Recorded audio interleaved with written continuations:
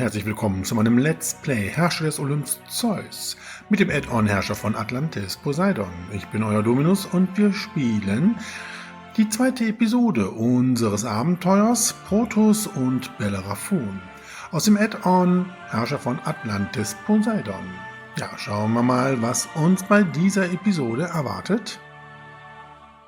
Die Hochzeitsfeier von Protos und deiner Tochter Steneböa wurde nur durch ein Gefühl von Ungerechtigkeit getrübt. Akrisios hat nicht eingelenkt und hütet Protos Land immer noch eifersüchtig. Es wird höchste Zeit, dass Protos sein Reich zurückbekommt und deine Tochter als Königin leben kann. Da höfliche Anfragen an Akrisios vergeblich blieben, wird der Knabe vielleicht schlagkräftigeren Argumenten eher zugänglich sein.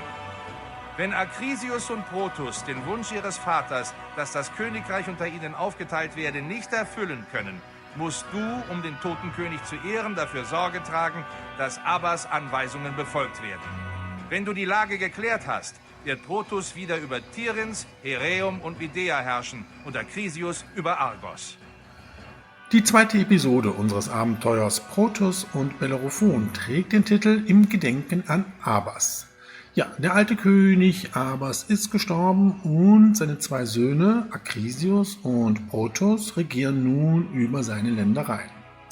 Allerdings hat Akrisios Protos von seinen Ländereien vertrieben und wir, die einen alten Freundschaftseid mit König Abbas eingegangen sind, müssen dafür sorgen, dass Protos seine Ländereien zurückbekommt. Daher sind die Ziele auch Heräum, Tiryns und Midea zu regieren. Gut, ja, dann schauen wir mal, ob wir das so auch hinbekommen und kehren zurück zu unserer Stadt Lykia. Wir gehen wieder in den Pausenmodus und verschaffen uns einen kurzen Überblick. In der ersten Episode haben wir hier dieses Wohngebiet für die Arbeiter aufgebaut. Ja, und haben dann im weiteren Spielverlauf hier unseren Stadtpalast gebaut. Die Besonderheit bei dieser Karte ist, dass wir hier die Küstenlinie zwar haben, aber nur bestimmte Bereiche, wo wir maritime Gebäude errichten können. Nämlich hier, wo genügend Bauland ist. Ja, wir können nämlich sehen, dass hier keine Möglichkeit besteht. Erst wieder hier. Das ist die Besonderheit bei dieser Karte. Ja, hier auf dem fruchtbaren Gebiet produzieren wir Weizen, bauen hier Oliven an. Ja, die Oliven können wir gut verkaufen und Olivenöl und Holz produzieren wir hier auch. Hier, wo wir unsere Piere haben, haben wir auch unsere Waffenproduktion und auch unsere Fleischproduktion. Fleisch und Röstung verkaufen wir ebenfalls sehr gewinnbringend. Es war sehr schwierig, in der ersten Episode hier finanziell auf einen grünen Zweig zu kommen. Jetzt haben wir es Gott sei Dank geschafft. Ja, das liegt auch daran, dass wir in der ersten Episode ein Wohngebiet der gehobenen Wohnung aufbauen mussten. Ja, die Steuererträge hier in diesem Wohngebiet sind sehr gut, sodass wir hier tatsächlich jetzt doch ein bisschen mehr in unserer Stadtkasse haben. Gut, wir schauen nochmal ganz kurz auf die Bauoption, ob sich hier irgendwas verändert hat. Also wir können wieder Wohnungen der Arbeiter und gehobene Wohnungen aufbauen. Bei der Landwirtschaft haben wir weiterhin bei den Farmen nur die Weizenfarmen.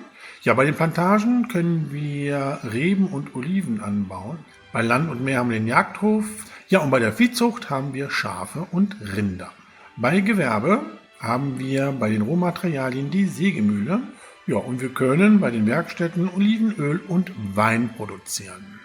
So, hier ist alles in Ordnung. Wir haben keine neuen Handelspartner im Moment. Okay, das ist alles hier in Ordnung. Ja, wir können das Stadion bauen.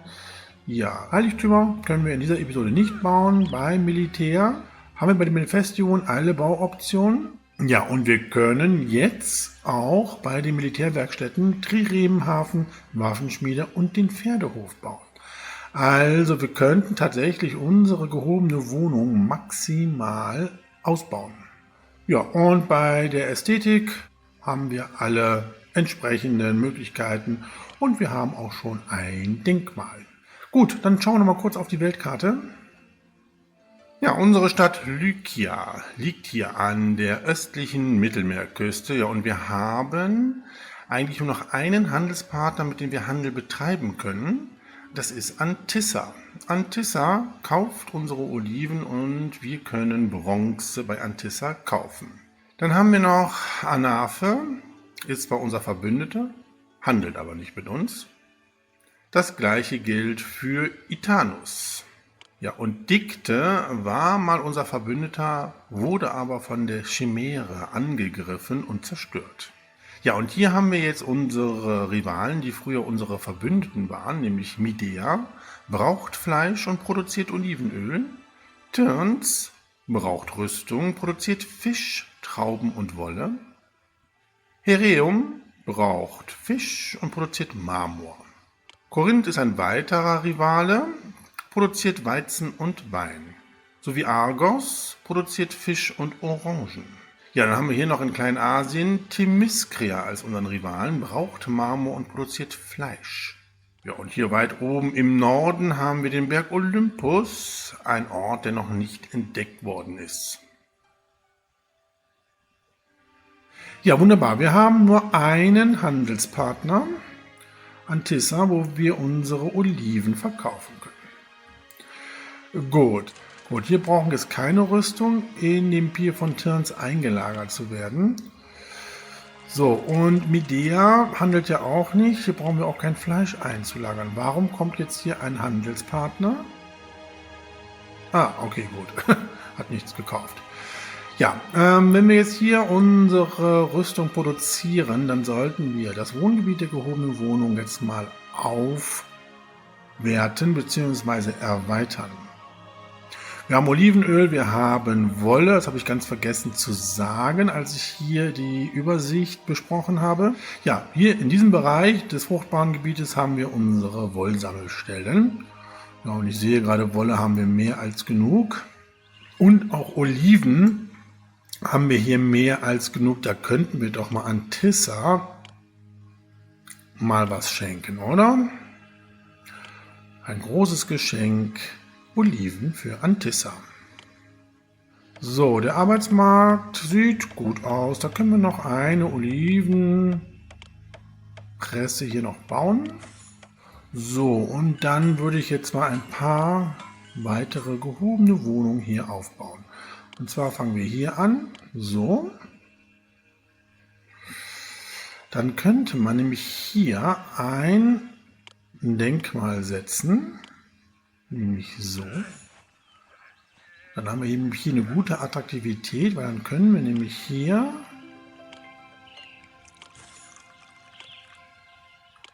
wunderbar hier diese Reihe noch entsprechend vervollständigen mit gehobenen Wohnungen. Tja, und hier müsste man jetzt mal schauen, wir brauchen eigentlich hier auch noch mal ein Denkmal, aber ich glaube, hier könnten wir auch noch mal 2 bauen, ja. Geht das jetzt hier auch? Ne, nicht attraktiv genug. Ja, da brauche ich hier tatsächlich ein Denkmal. Naja gut, das werden wir nachher bestimmt irgendwann mal bekommen. Ja, die müssen die jetzt aber hier weiterentwickeln. So, wir können ja an unserem Stadtpalast auch schon mal ein bisschen weiter dran arbeiten. So, mal hier den Weg drumherum führen.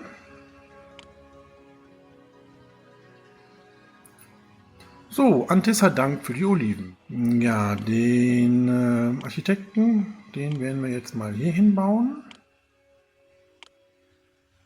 So, dann können wir hier noch entsprechend die Allee bauen. Und den Architekten bauen wir hier hin. Machen wir so.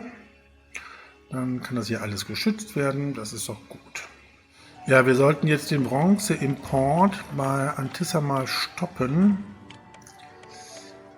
Das wird sonst ein bisschen zu viel für unsere Stadtkasse, die hier schon wieder ziemlich weit nach unten gegangen ist. Aber wir werden jetzt gleich mal, wenn wir genug Militär haben, die erste der 3 Rivalen mal angreifen. Wie sieht es denn aus überhaupt hier mit unserem Militär?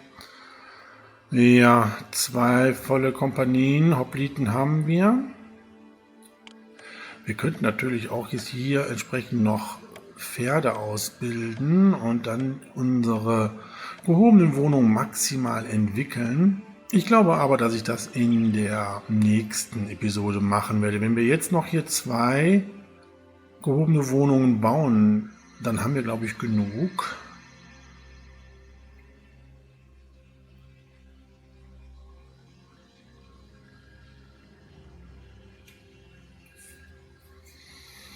Ja, das dauert jetzt ein bisschen hier mit unseren Rüstungen, aber da produzieren wir ja eigentlich relativ gut.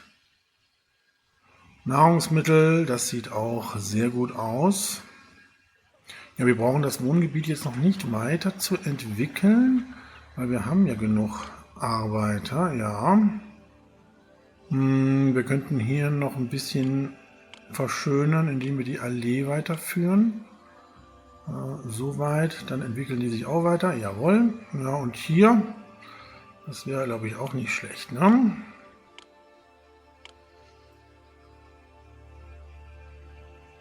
Ja, so, genug, sonst verplempern wir jetzt hier unser Geld. Ja, was wir auch noch machen können, wir können natürlich auch Triremen bauen. Dafür brauche ich aber mehr Arbeiter. Ich habe ein bisschen Sorge, dass die sich ja alle maximal entwickeln und ich dann viel zu viele Arbeitslose habe. Aber wir machen das trotzdem. Wir bauen mal jetzt hier das Theater auf. So, dann entwickeln die sich nämlich auch alle weiter. Und dann könnten wir noch Triremen bauen. Holz produzieren wir, Waffen produzieren wir. Das wäre, glaube ich, gar nicht schlecht, oder?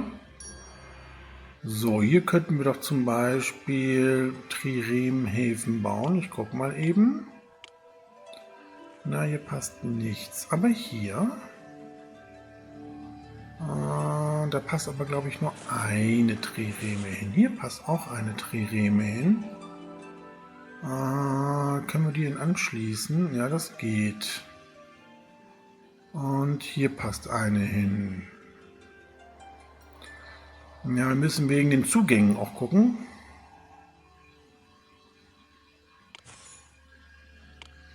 So, dann kommen wir hier raus.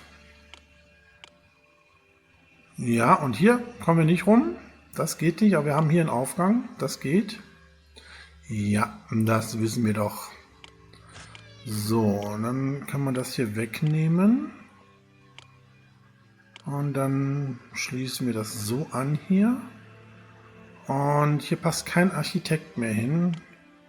Der muss dann hier hin. Und eine Sperre bitte. Gut. Dann könnte man jetzt hier schon mal eine Trireme bauen.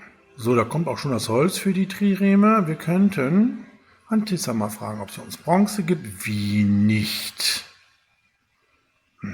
Okay, komm, dann kriegst du nochmal Oliven. Ja, und hier haben sich schon einige Wohngebäude maximal entwickelt. Es hat sich doch nicht so viel hier an Wohngebäude sich entwickelt, wie ich befürchtet habe. Das kann man so gut lassen. Ja, der Arbeitsmarkt, ja, das passt eigentlich ganz gut. So, da wird auch schon das Holz und die Waffen zu unserem Triremhafen gebracht. Sehr schön, dann kann die erste Trireme gebaut werden. Antissa, Dank für die Oliven. Gern geschehen. So, jetzt aber, oder? Jawohl. Dankeschön.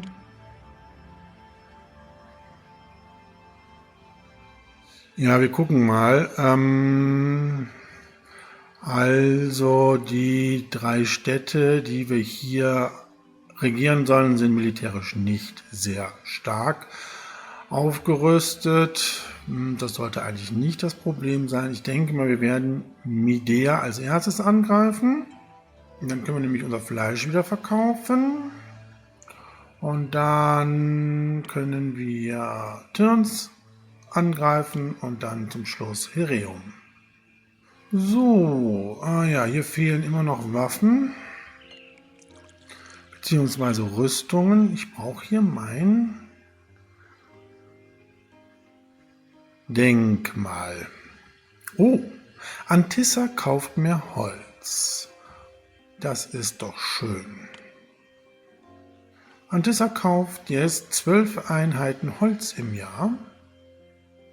Auch das können wir verkaufen. Da haben wir direkt hier das Warenlager dafür. Das ist doch super, oder?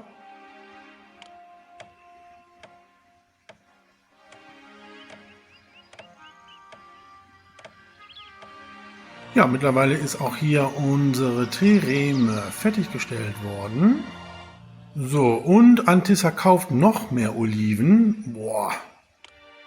Ja, und die Chimäre bedroht Itanus. Großes Unheil naht Dominus. Es ist einem Boten vom Hofe von Metzerophon gelungen, sich aus Itanus zu schleichen und die Nachricht zu überbringen, dass Chimära über die Stadt hergefallen ist. Metzerophon bittet sie darum, innerhalb von 3 Monaten zu helfen, das Ungeheuer zu besiegen. Ja, das hatten wir in der ersten Episode auch schon. Oh, Antissa gewährt uns nochmal 6 Bronzebarren, danke. In der ersten Episode hatten wir das gleiche mit Dikte, aber wir können keinem helfen. Wenn wir jetzt hier auf die Übersicht gehen, haben wir hier Itanus und dann könnten wir zwar jetzt hier entsprechend die wegschicken, aber ich glaube nicht, dass wir gegen ein Monster wirklich was ausrichten können.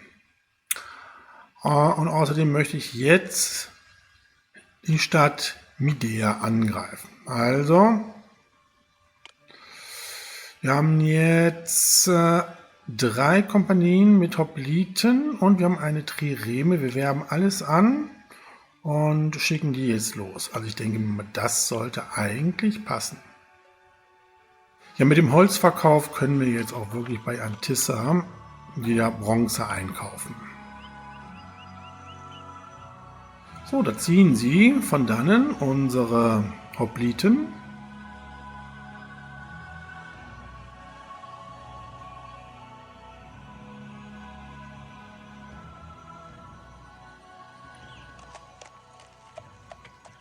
Ja, aber 2 Triremhäfen hätte ich schon gerne. Ne? Unsere Waffenschmieden sind Gott sei Dank wieder mit Bronze versorgt worden. Ja, die eine gehobene Wohnung, die braucht noch Waffen.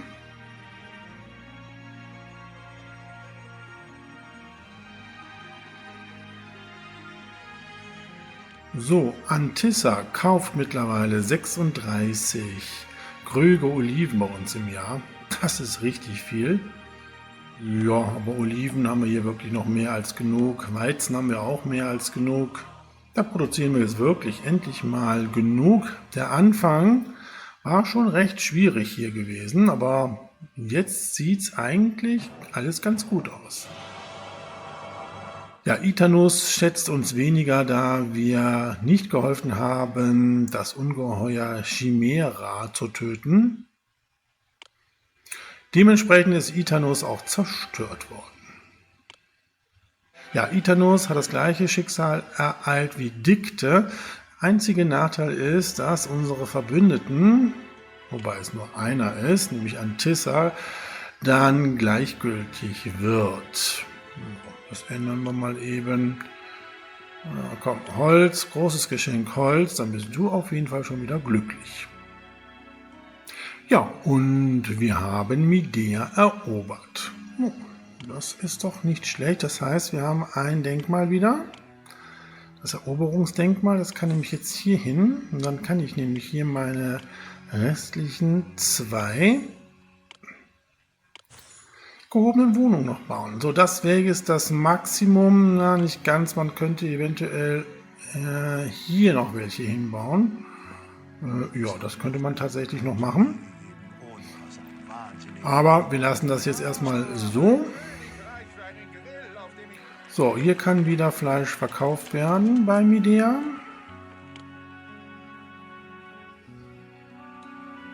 So, dann braucht in diesem Silo nämlich kein Fleisch mehr angenommen zu werden. Da braucht ihr so noch Weizen. Das Fleisch kann direkt hier verkauft werden. Midea ist jetzt unser Vasall. Wir kriegen 6 Krüge Olivenöl jährlich als Tribut. Ist verbittert. Naja, komm. Dann kriegst du Oliven Großes Geschenk Oliven. So, ich warte jetzt, dass diese 3 gehobenen Wohnungen noch maximal mit Waffen versorgt werden. Und dann bauen wir noch einen Triremenhafen. Dann werden wir Tyrns angreifen. Ja, ich könnte noch eine Waffenschmiede bauen. Dann ginge das ein bisschen schneller. Oder warten wir jetzt noch einen Augenblick. Ja, die siegreichen Krieger kehren zurück. Sehr schön. Und Antissa ist dankbar für das Holz. Ja, man kann hier natürlich auch noch das entsprechend verschönern. Allerdings würde ich hier auch, glaube ich, ein Denkmal reinsetzen. Wir können aber hier schon mal ein paar Parkanlagen bauen, oder? So. Ja, das passt. Ja komm, dann bauen wir jetzt hier auch noch die Allee runter. So. Dann kann hier eine Bank hin. Hier führen wir den Weg auch schon mal runter. Ja. Da braucht der Architekt aber nicht hin, da kann hier eine Sperre hin. Ne? So, Medea dankt auch für das Geschenk, bitteschön.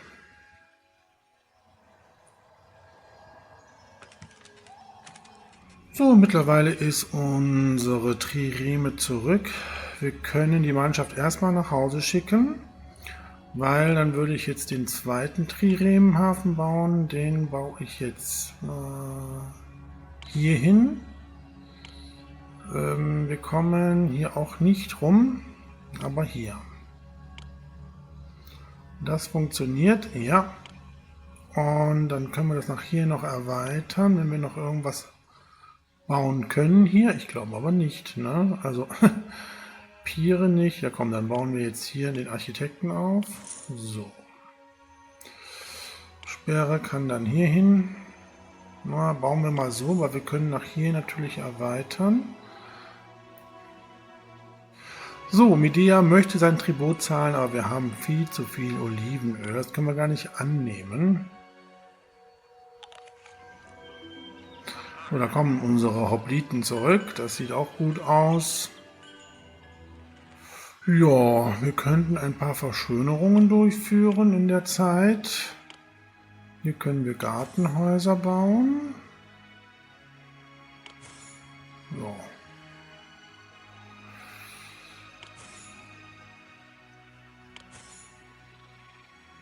Und ein paar Säulen.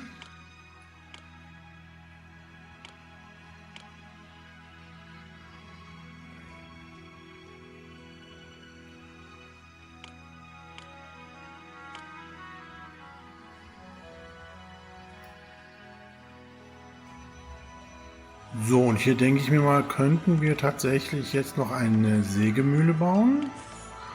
Aber 3 Stück reichen. So, und hier können wir noch später Olivenpressen bauen. So, und da wird auch schon an der zweiten Trireme gebaut. Das funktioniert gut. Tja, wir brauchen jetzt nur noch hier Waffen für diese gehobene Wohnung. Die anderen haben hoffentlich jetzt alle Waffen. Ja, das sieht gut aus. Ja. Ja, mittlerweile haben wir 3 volle Hoplitenkompanien. Ja, und auch die zweite Trireme ist fertiggestellt. Wir bemannen eben hier diese Trireme. Gut, ja, und dann Tyrns, bist du jetzt dran. Wir werben alles an, schicken die los und dann sollte auch Tyrns für uns kein Problem sein. Jetzt mit 2 Triremen. Das Lohnniveau stellen wir mal auf hoch. Ja, so können wir es lassen. Ja, komm, verschönern wir hier noch ein bisschen was. Ne, ein Fischteich passt hier nicht rein, ne? Ach nee, das sieht aber auch nicht aus, ne? Ja, komm dann hier. Ach, das ist aber doof. Das passt ja gar nicht so schön hier. Ja, dann machen wir nur Parks hier, oder? Ach nee, wir können das auch noch mit einer Säulenreihe hier verschönern, oder? Ja, das finde ich gut.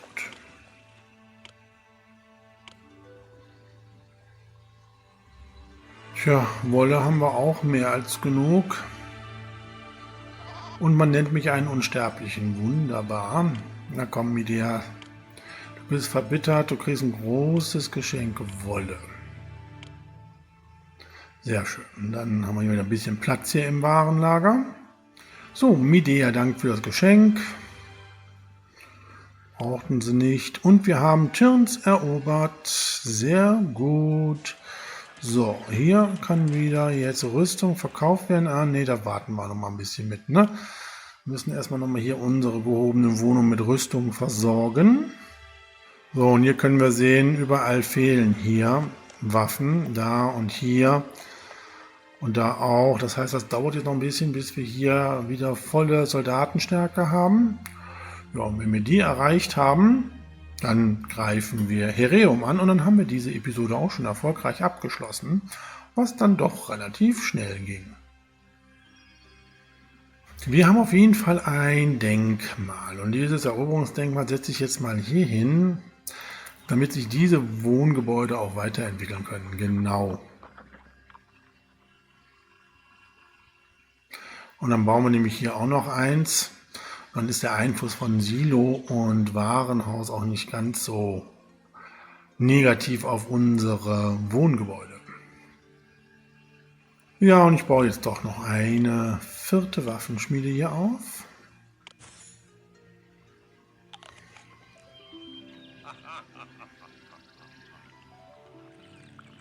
Ja, da müssen wir doch jetzt einiges an Waffen für unsere gehobenen Wohnungen zur Verfügung stellen. Das passt dann ganz gut mit unserer 4. Waffenschmiede. Dann können wir jetzt auch Antissa nochmal um Bronze bitten. Dafür kriegt sie nochmal wieder Oliven. Unsere siegreichen Kriegerkern zurück. Sehr schön. Antissa dankt für die Oliven. Ja, eine Trireme ist zerstört worden. Da wird sie gerade neu gebaut. Da kommt die zweite, da wird wahrscheinlich jetzt repariert werden. So, die Trireme hat ihren Heimathafen erreicht und muss repariert werden. Jawohl, okay. Die können wir schon mal hier entsprechend die Besatzung nach Hause schicken. Dann können wir das Lohnniveau wieder auf normal stellen, ja. Wir kriegen nochmal 6 Bronzebarren, sehr schön. So, wir kriegen von Tirns 8 Stränge Wolle als Tribut. Naja. Okay. So, Reparaturen sind abgeschlossen.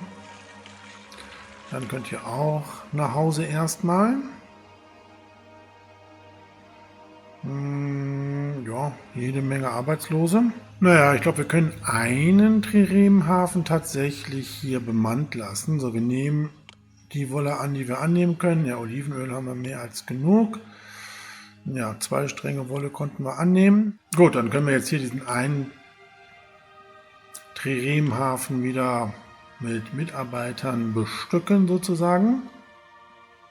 So, 3 gehobene Wohnungen brauchen noch Rüstung. So, mittlerweile haben alle gehobenen Wohnungen Waffen bekommen. Ja, und wir haben jetzt mittlerweile 4 volle Kompanien mit Hopliten. Wir können jetzt wirklich entsprechend hier unsere Triremen alle bemannen. Und dann greifen wir jetzt Hereum als letzten Rivalen an, den wir besiegen müssen. Wir haben alles an und schicken diese los. Ja, und ich denke mir mal, dass wir auf jeden Fall Hereum besiegen werden mit dieser starken Armee. Und wir damit auch dann diese zweite Episode unseres Abenteuers Protoss und Bellerophon entsprechend beenden können. Und ein Zufriedenheitsdenkmal steht zur Verfügung. Ja, das setze ich jetzt hier hin.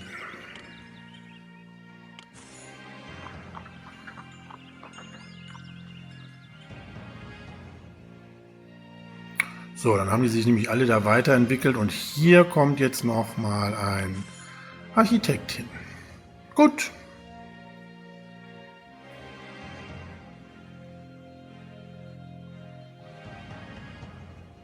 Oh, wir kriegen die Mitteilung, dass Tirns angegriffen wird. Ja, das ist dann leider jetzt später. Aber ich denke mir mal, das wird sich gleich erübrigen.